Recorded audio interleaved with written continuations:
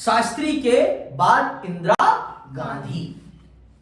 देखो, इंदिरा गांधी को कदापि इसलिए नहीं चुना गया कि वो नेहरू की बेटी थी, कदापि इसलिए नहीं चुना गया।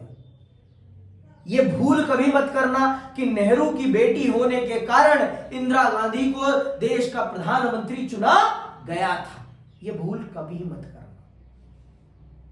समझ में आई बात? उनको इसलिए चुना गया था क्योंकि मोरारजी देसाई को प्रधानमंत्री नहीं बनाना था, और सिंडिकेट को एक ऐसा प्रधानमंत्री चाहिए था जो उनके इशारे पर काम कर सके। कंधा उसका लेकिन निशाना उनका। समझ में आई बात? तो इस दृष्टिकोण से इंदिरा गांधी को बनाया गया था गूंगी गुड़िया के तौर पर, लेकिन वो गूंगी गुड़िया नहीं थी। वो देश के पहले प्रधानमंत्री की सुपुत्री थी, उसका अपना भी ऑरा था, और वो राजनीति को बहुत अच्छे से जानती और समझती थी। तो पहले 1 साल तो उन्होंने चीजों को समझा कि ठीक है भाई, अभी तुम लोगों के हिसाब से मैं कर देती हूं। लेकिन जब 1966 में वो जीत के आएंगी, फिर से प्रधानमंत्री बन जाएंगी, तो फिर वो अपना असली इंदिरा अवतार दिखाना प्रारंभ करेंगी कि मैं कोई तुम्हारे इशारे पर नाचने वाली गूंगी गुड़िया नहीं। हां, तुम लोगों ने मुझे बनाया जरूर है, लेकिन मेरे को आगे बढ़ाने का काम मैं खुद करूंगी, तुम्हारे इशारों पर मैं कदापि नहीं चलूंगी। और इसी के कारण कांग्रेस 2 धड़ों में बटेगी। आगे इसके बारे में हम पढ़ेंगे। तो अगर किसी को यह शंका है, किसी को यह सुबह है कि इंदिरा गांधी प्रधानमंत्री नेहरू के नाम पर बनी है, तो कदापि नहीं, कदापि नहीं।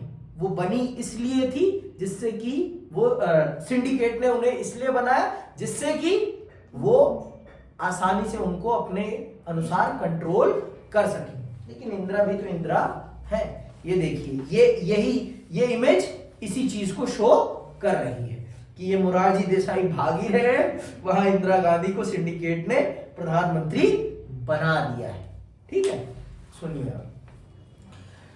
शास्त्री की मृत्यु से कांग्रेस के सामने दोबारा राजनीतिक उत्तराधिकारी का सवाल उठ खड़ा हुआ। इस बार मोरारजी देसाई और इंदिरा गांधी के बीच कड़ा मुकाबला था। सुन रहे हो ना? सिंडिकेट मोरारजी देसाई को कदापि पसंद नहीं करता था, क्योंकि मोरारजी देसाई अपने आप में एक कुशल नेता थे और वो किसी के इशारे पर चलने वाले व्यक्ति नहीं थे। समझ में बात?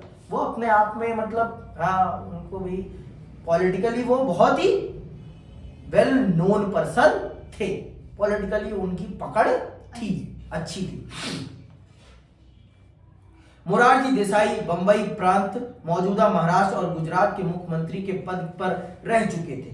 केंद्रीय मंत्रिमंडल में वे मंत्री पद पर भी रह चुके थे। जवाहरलाल नेहरू की बेटी इंदिरा गांधी गुजरे वक्त में कांग्रेस अध्यक्ष के पद पर रह चुकी थी। शास्त्री के मंत्रिमंडल में उन्होंने सूचना मंत्रालय का प्रभार संभाला था। इस दफा पार्टी के बड़े नेताओं ने इंदिरा गांधी को समर्थन देने का मन बनाया, लेकिन इंदिरा गांधी के नाम पर सर्वसम्मति कायम नहीं की जा सकी। ऐसे में फैसले के लिए कांग्रेस के सांसदों ने गुप्त मतदान किया।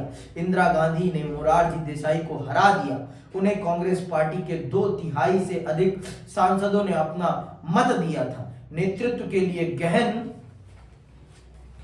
गहन प्रतिस्पर्धा के बावजूद पार्टी में सत्ता का हस्तांतरण बड़े शांतिपूर्ण ढंग से संपन्न हो गया।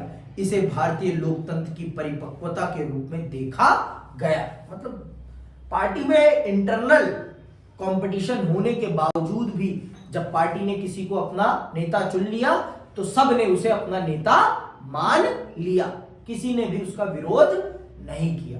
तो आप ये कह सकते हैं कि उस समय की कांग्रेस में भी इंटरनली वो डेमोक्रेटिक भी थी, मतलब पूरी तरीके से लोकतांत्रिक थी। आगे सुनिए। नए प्रधानमंत्री को जमने में थोड़ा वक्त लगा, इंदिरा गांधी यूं तो बड़े लंबे समय से राजनीति में सक्रिय थी, लेकिन लाल बहादुर शास्त्री के मंत्रिमंडल में बड़े कम दिनों में मंत्री पद पर रही थी। कांग्रेस के वरिष्ठ नेताओं ने संभवतः यह सोचकर, अंडरलाइन करना ये बातें, कांग्रेस के वरिष्ठ नेताओं ने संभवतः यह सोचकर उनका समर्थन किया होगा कि प्रशासनिक और राजनीतिक मामलों में खास अनुभव न होने के कारण समर्थन और दिशा निर्देश के लिए इंदिरा गांधी उन पर निर्भर रहेंगी। प्रधानमंत्री बनने के 1 साल के अंदर इंदिरा गांधी को लोकसभा के चुनाव में पार्टी की अगुवाई करनी पड़ी। इस वक्त तक देश की आर्थिक स्थिति और भी खराब हो गई थी। इससे इंदिरा गांधी की कठिनाइयां ज्यादा बढ़ गई। इन कठिनाइयों के मद्देनजर उन्होंने पार्टी पर अपना नियंत्रण बढ़ाने और अपने नेतृत्व कौशल को दिखाने की कोशिश की। अब ये हम चौथे चुनाव के बारे में अगली क्लास में पढ़ेंगे विस्तार पूर्वक। देखिए यहां पर सिंडिकेट ने, वो जो कार्टून था उसने भी आपको ये प्रमाणित कर दिया कि सिंडिकेट ने इसी दृष्टिकोण से उन्हें प्रधानमंत्री बनाया था। कोई उनको लगाव नहीं था। ठीक है, राजनीति में किसी को लगाव नहीं होता, पर्सनली सबको सबसे होता होगा, लेकिन पॉलिटिकली कोई किसी से लगाव नहीं रखता। यहां पॉलिटिकली अपना फेवर मैटर करता है, सबसे ज्यादा मैटर अगर कुछ करता है तो। समझ में आई बात? तो ये सबसे बड़ी बात है। अब हम अगली क्लास में विस्तार पूर्वक जानेंगे और समझेंगे कि चौथा चुनाव कैसे होता है और इंदिरा गांधी कैसे अपने आप को स्टैब्लिश करती हैं as a politician, as a प्रधानमंत्री, और कैसे विपक्ष इंदिरा गांधी के नेतृत्व वाली कांग्रेस को कई राज्यों में पटखनी देती है। इन सब बातों को हम विस्तार पूर्वक अगली कक्षा में समझेंगे। आज के लिए बस इतना ही, मैं विदा लेता हूं। जय हिंद, जय भारत।